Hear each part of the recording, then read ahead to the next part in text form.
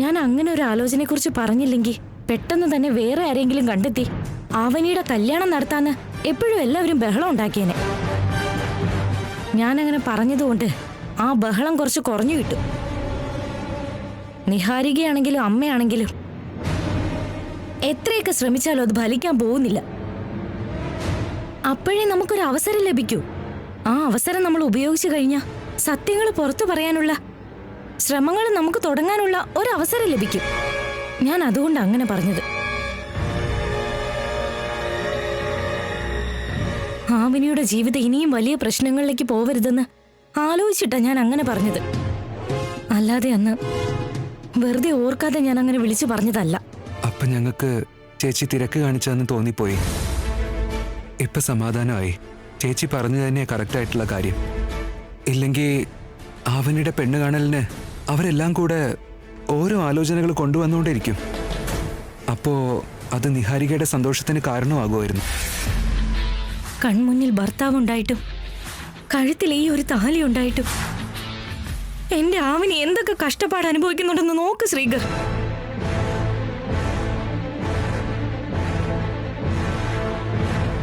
എന്റെ ധൈര്യമില്ലായ്മ എന്റെ ഭാര്യയുടെ കണ്ണീരിന് ദിവസം ഒരു കാരണമാകുന്നുണ്ട്. അന്ന് ഞാൻ ആവനിക്ക് അഭയം കൊടുത്തിരുന്നു. പക്ഷേ ഇന്നെനിക്ക് പേടികൊണ്ട് സത്യം പുറത്ത് പറയാൻ പോലും പറ്റുന്നില്ല. എന്നോട് എനിക്ക് തന്നെ വെറുപ്പ് തോന്നുന്നുണ്ട്. എന്റെ കല്യാണത്തിന്റെ ചർച്ച വരുന്ന ഓരോ തവണയും താലി എടുത്ത് പുറത്ത് കാണിക്കണമെന്ന് തോന്നാറുണ്ട് എനിക്ക്. അതുവഴി എനിക്കുണ്ടാവുന്ന ലാഭങ്ങളെക്കാൾ ഈ വീട്ടിൽ എന്തൊക്കെ പ്രശ്നങ്ങൾ ഉണ്ടാവുന്നുള്ള ആലോചനയാ എന്നെ കൊണ്ട് അങ്ങനെയൊന്നും ചെയ്യിപ്പിക്കാത്തത്. ആവനിക്ക് ക്ഷമ വളരെ കൂടുതലാ. അതുകൊണ്ടാണ് ഇത്രയും സഹിക്കുന്നു. ആവനിയുടെ സ്ഥാനത്ത് മറ്റൊരു പെൺകുട്ടിയായിരുന്നുവെങ്കിൽ എപ്പോഴോ സത്യം തുറന്നു പറഞ്ഞേനെ. എന്തെങ്കിലും ഒരിക്കല് നിങ്ങളുടെ ഭാര്യയാണെന്നുള്ള അംഗീകാരം ലഭിക്കുമെന്നുള്ള ഉറപ്പില്ല ഇത്രയും നാള് നിന്നത്. ഇപ്പൊ ചേച്ചി ചെയ്തത് കാരണം അരുതാത്തത് എന്തെങ്കിലും ഒന്ന് സംഭവിച്ച പറഞ്ഞ എല്ലാ അർഹതകളും ഉള്ള വിദേശത്തുള്ള ആരുടെയെങ്കിലും ഒരു ആലോചന അമ്മയ്ക്ക് എങ്ങനെ ലഭിച്ച എന്റെ അവസ്ഥ പിന്നെ എന്താവും?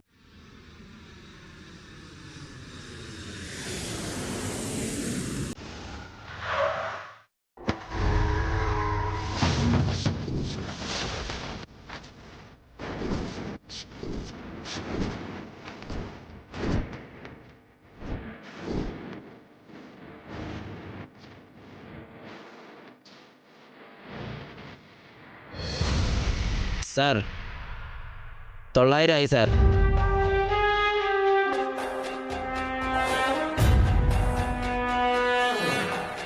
ചേഞ്ച് ഇല്ല, ജി പേ ചെയ്യുമോ സാർ?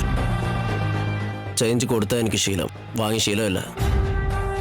ബാക്കിയുള്ള എമൗണ്ട് ഇനി ടിപ്പായിട്ട് വരും.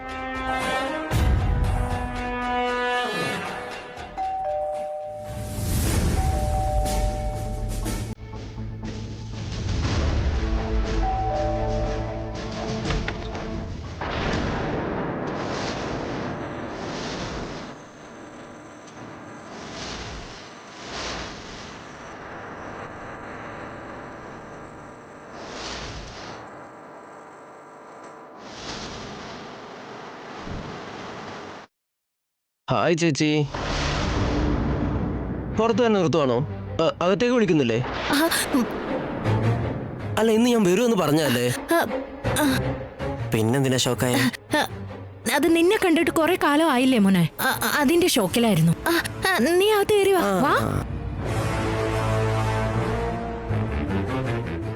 ചേട്ടാ, വികാസ് വന്നിട്ടുണ്ട്.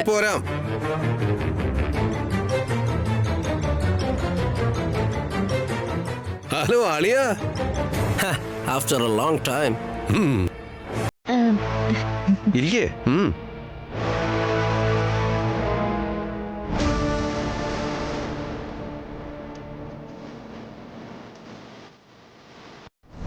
നിന്റെ അങ്ങളൊക്കെ ദുബായിലെ കാലാവസ്ഥ പിടിച്ചെന്ന് തോന്നുന്നു. ആളെന്ന് നന്നായിട്ടുണ്ട്. എന്റെ അനിയൻ അല്ലെങ്കിലും സുന്ദരനാ. ഞാനും നിഹാരികയും മെയ്ഡ് ഫോർ ഈച്ച് അതർ ആയിരിക്കണ്ടേ ചേച്ചി? അതുകൊണ്ടാ ഇങ്ങനെ മെയിൻറ്റെയിൻ ചെയ്യുന്നത്. നീ അളിയന് സംസാരിച്ചോണ്ടിരിക്കെ, ഞാനിപ്പോ കോഫി എടുത്തിട്ട് വരാം. ചേച്ചി, ഞാൻ നിങ്ങളുടെ കോഫിയും ചായ ഒന്നും കുടിക്കാമെന്നല്ല. വെണ്ണക്കൽ ശില്പം പോലുള്ള നിഹാരികയെ ഒന്ന് കാണാൻ വേണ്ടി വന്നതാ. Where is my sweetheart? Niha, Niha, നിന്റെ മുറച്ചെറുക്കനിങ്ങെത്തി. ഒന്ന് പെട്ടെന്ന് പുറത്തേക്ക് വാ ഡാർലിംഗ്. കമോൺ.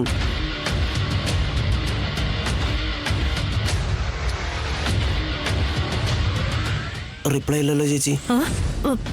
ഓ, ഞാൻ വരുന്നതറിഞ്ഞ് ഈ വിക്കിക്ക് വേണ്ടി ഒരുങ്ങുമായിരിക്കും അല്ലേ? എന്തെങ്കിലും പറയേച്ചി. നിഹാരിക ഇപ്പൊ ഇവിടെ ഇല്ല വികാസ്. പിന്നെ എവിടെയാ അവള്? അത് അത് ചേച്ചി വാ. അവളുടെ ഭർത്താവിന്റെ വീട്ടിൽ പോയിരിക്കുക. ഇവനോട് ഞാൻ എന്തു പറയും? വാട്ട് ഹാപ്പൻ ചേച്ചി? ഒരു ഉത്തരം പറയാൻ നിങ്ങൾ എന്തിനാ ഇങ്ങനെ ഹെസിറ്റേറ്റ് ചെയ്യുന്നത്? നിഹാരിക ഫ്രണ്ട്സിന്റെ കൂടെ ഒരാഴ്ചത്തെ ടൂറിന് പോയതാ. വാട്ട്?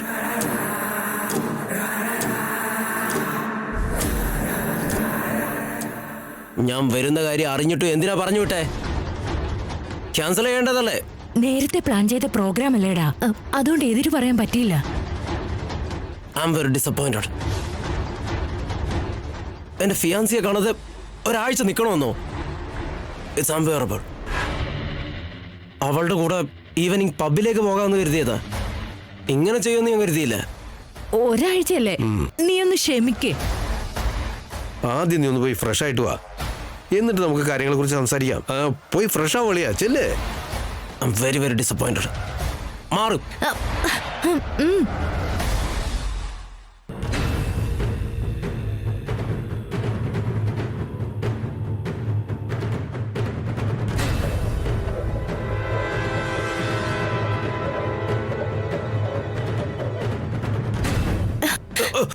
നിങ്ങൾ വെറുതെ ടൂറിന് പോയെന്നല്ലേ പറഞ്ഞത്? ഇവൻ പുറത്തെങ്ങാനും വെച്ച് അവളെ കണ്ട എല്ലാം അതോടെ കഴിഞ്ഞു. വികാസിനോട് നമുക്ക് സത്യം പറഞ്ഞാലെന്താ? പ്രോബ്ലം ആവുന്ന ഉറപ്പാണെങ്കിൽ പിന്നെ സത്യം തുറന്നു പറഞ്ഞാലെന്താ? നിങ്ങൾക്ക് ധൈര്യം ഉണ്ടെങ്കിൽ ചെന്ന് പറ. അമ്മോ, അതിനുള്ള ധൈര്യമൊന്നും എനിക്കില്ല. അല്ലെങ്കിൽ തന്നെ എന്റെ അളിയനും മെന്റലാ, മൂക്കത്താ ചുണ്ടി, ചിലപ്പോ തട്ടിക്കളയാനും പഠിക്കില്ല. നിഹാരികേക്കാൾ വലിയ വാശിക്കാരനാ. എന്ത് സംഭവിക്കുവോ എന്തോ ദൈവമേ. ഈ പ്രശ്നത്തിനുള്ള പരിഹാരം നമ്മുടെ കയ്യിലല്ല ഉള്ളത്. നിഹാരിയും വികാസും കണ്ടുമുട്ടിക്കഴിഞ്ഞാ സുനാമി ഉണ്ടാവുന്ന ഉറപ്പാ.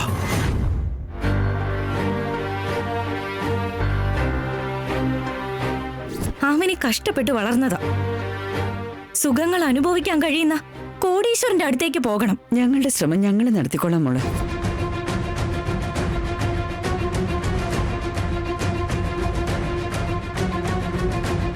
കല്യാണം കഴിഞ്ഞ ഒരു പെണ്ണിന് വീണ്ടും ഒരു കല്യാണം വന്ന ആ ടോർച്ചർ ചെറുതൊന്നും ആയിരിക്കില്ല. അതുകൊണ്ട് നിന്റെ മനസ്സമാധാനം അങ്ങ് കളയാൻ വേണ്ടി, നിന്നെ നക്ഷത്രം എണ്ണിക്കാൻ വേണ്ടി കല്യാണം എന്ന ആയുധം ഞാൻ എടുത്തത്.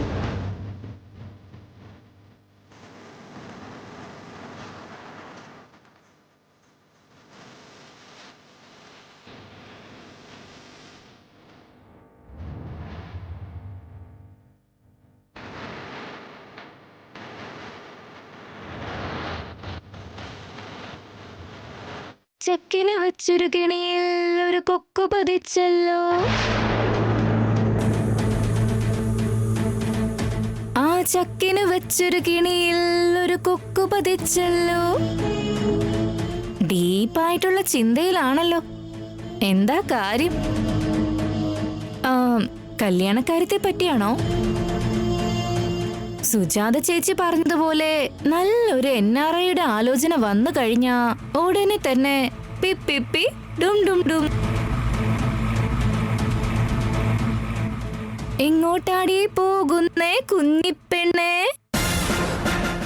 എന്റെ കെണിയിൽ നീ വീണുപോയി കുഞ്ഞിപ്പെണ്ണേ.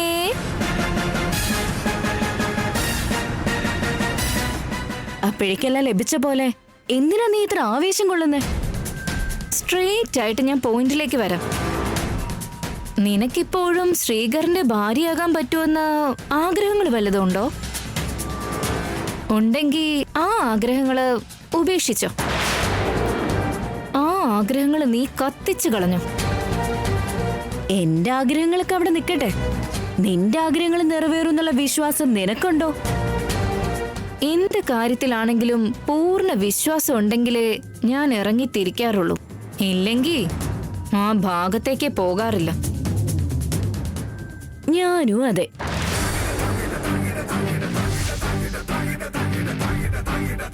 പക്ഷേ ഇല്ലേ, എനിക്ക് കുറച്ച് ക്ഷമ കൂടുതലായതുകൊണ്ട് സമയം ഒത്തു കിട്ടുന്നത് വരെ ഞാനങ്ങ് കാത്തിരിക്കും. അതാ വ്യത്യാസം. സോ എനിക്കിനിയും ശക്തമായ പോരാട്ടം നൽകാൻ തയ്യാറാണെന്നാണല്ലേ അർത്ഥം?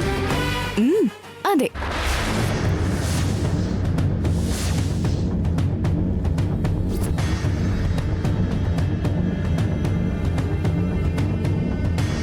ആ താലിയാ നിന്നെ കൊണ്ട് ഇത്രയും ധൈര്യത്തിൽ സംസാരിപ്പിക്കുന്നത്. എന്തു പറ്റി സൈലന്റ് ആയി പോയത്? നിനക്ക് സംസാരിക്കാനായിട്ട് ഇനി എന്തെങ്കിലും ഉണ്ടോ? കല്യാണാകുമ്പോ എല്ലാവരുടെ മുമ്പില് ആഘോഷമായിട്ട് അടിപൊളിയായിട്ട് തന്നെ നടക്കണം.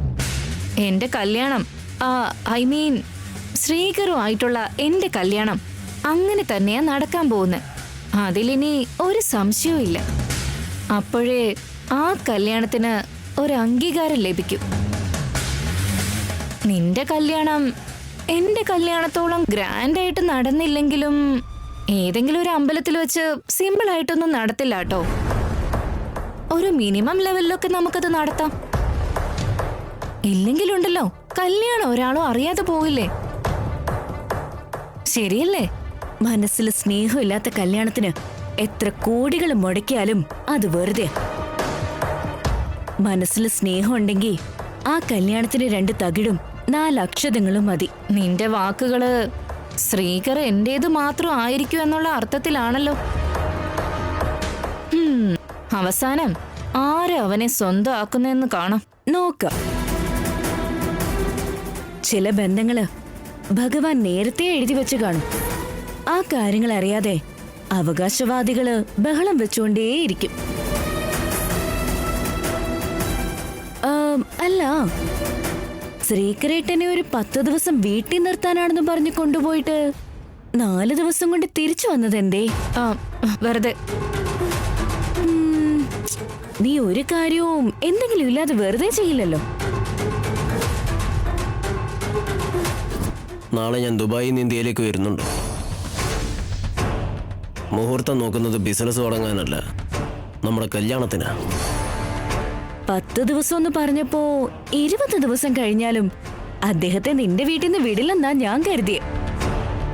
പെട്ടെന്നിങ്ങനെ തിരിച്ചു വന്നപ്പോ പലവിധത്തിലുള്ള സംശയങ്ങൾക്ക് വഴിതെളിയിക്കുന്നുണ്ട്. അനാവശ്യമായിട്ട് ഓരോന്ന് ചിന്തിച്ചു കൂട്ടണ്ട.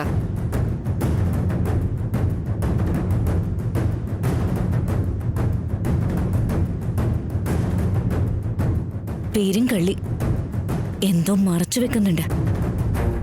അതെന്താണെന്ന് കണ്ടുപിടിക്കണം.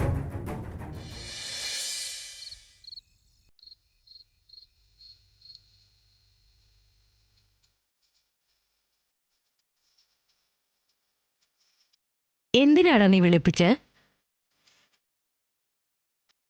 നിങ്ങൾക്ക് കുറച്ച് ഗിഫ്റ്റ് കൊണ്ടുവന്നിട്ടുണ്ട് ചേച്ചി. ദുബായിലെ നമ്പർ 1 പെർഫ്യൂമായത്. ഇത് നിങ്ങൾക്കാ.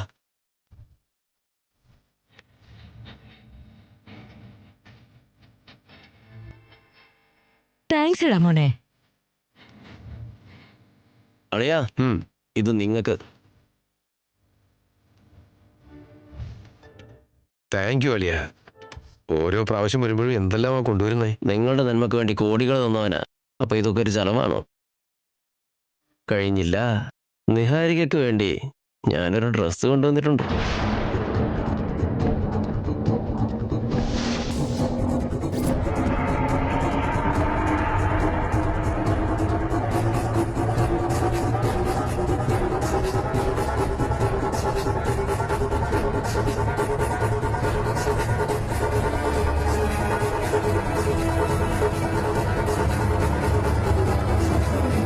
മോഡേണായിട്ട് നടക്കുന്ന നിഹാരികക്ക് ഇത് നന്നായിട്ട് സ്യൂട്ടാവും.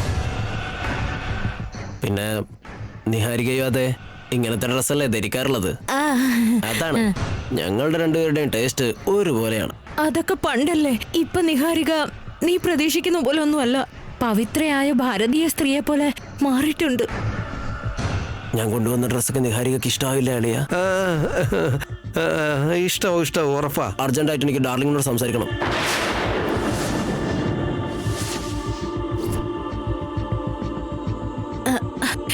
രാത്രി അതൊക്കെ വേണോ വികാസ്? നാളെ നേരം വെളുത്തിട്ട് പോരെ? നോ വേ, എനിക്ക് ഇപ്പൊ സംസാരിക്കണം.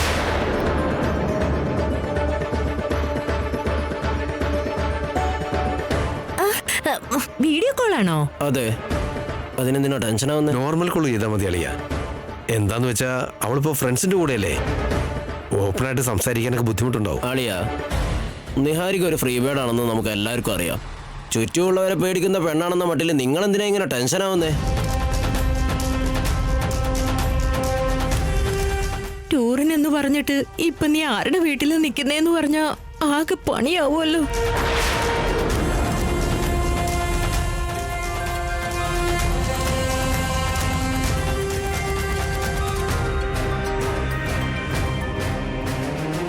Hi baby.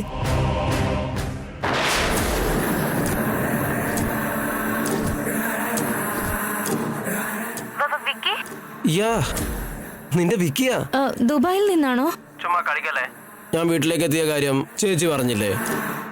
ആ പറഞ്ഞിരുന്നു, മറന്നുപോയതാ. I am sorry. ഞാൻ വരുന്നുണ്ടെന്ന് പറഞ്ഞിട്ട് നീ ഫ്രണ്ട്സുമായിട്ട് ടൂറിന് പോയല്ലേ? നിനക്ക് ഇതിനൊരു എക്സ്ക്യൂസും ഇല്ല. ജസ്റ്റ് ഒരു വീക്കല്ലേ വിക്കി, ഞാനങ്ങ് വരില്ലേ. നിഹാരികയ്ക്ക് ഇപ്പൊ എന്താവും പണി നോക്കാം. ദുബായില് നിന്റെ റേഞ്ചിന് ചേരുന്ന ഒരു പെണ്ണിനെ കണ്ടെത്തി കാണുമല്ലോ. വെറുതെ നീ എന്റെ മുന്നിൽ അഭിനയിക്കുക. എന്റെ മനസ്സിൽ നിനക്കല്ലാതെ മറ്റൊരാൾക്ക് സ്ഥാനമേ ഇല്ല. നിന്റെ കഴുത്തിൽ താലി കെട്ടാനാ ഞാൻ വന്നത്.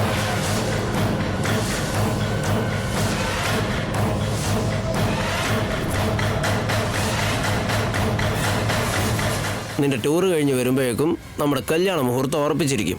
ഉടനെ തന്നെ വിക്കിയായിട്ടുള്ള കല്യാണം കാണുമെന്ന് നിന്റെ ബെസ്റ്റ് ഫ്രണ്ട്സിനോട് എല്ലാവരോടും പറഞ്ഞോ? സി, നിനക്ക് വേണ്ടി കുറച്ച് മോഡേൺ ഡ്രസ്സസ് കൊണ്ടുവന്നിട്ടുണ്ട്.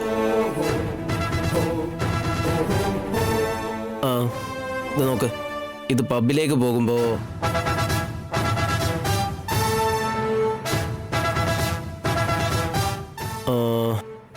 ഇത് ഔട്ടിങ്ങിന് പോകുമ്പോ, ഇത് സിനിമക്ക് പോകുമ്പോ. കണ്ടല്ലോ, ഓരോ ഒക്കേഷനും ഓരോ ഡ്രസ്സ് കൊണ്ടുവന്നിട്ടുണ്ട്. അടിച്ച് പൊളിക്കാം. ഓക്കെ അല്ലേ? ആ ശരി വിക്കി.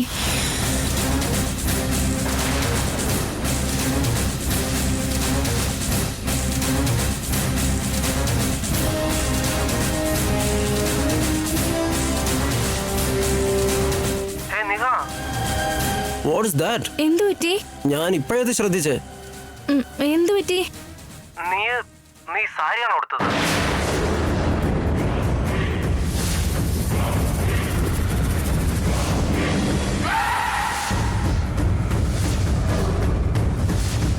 It's unbelievable.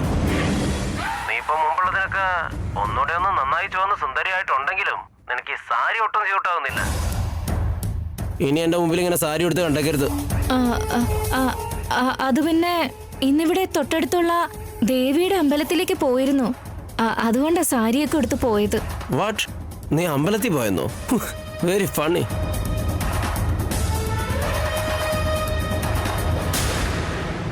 നീ ഇപ്പോ ഒരുപാട് മാറിപ്പോയല്ലോ.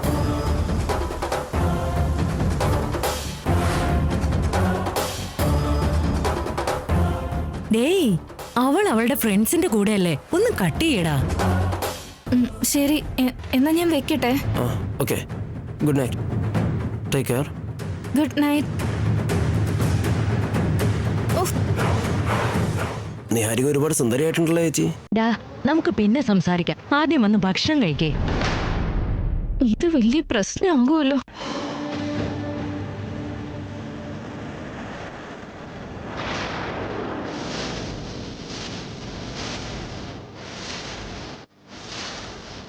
ചേച്ചി, നിഹാരിക ശരിക്കും ഇവിടെ കൊച്ചി തന്നെ ഉണ്ടോ?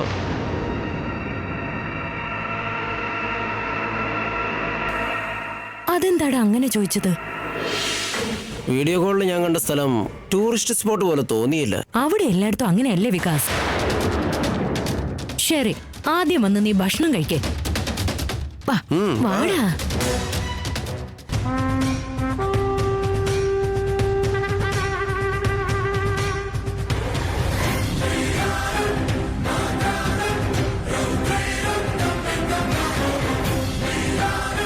എല്ലാം കേട്ട് കാണൂ. ആരാ? ഭാഗ്യം കേട്ടിട്ടില്ല.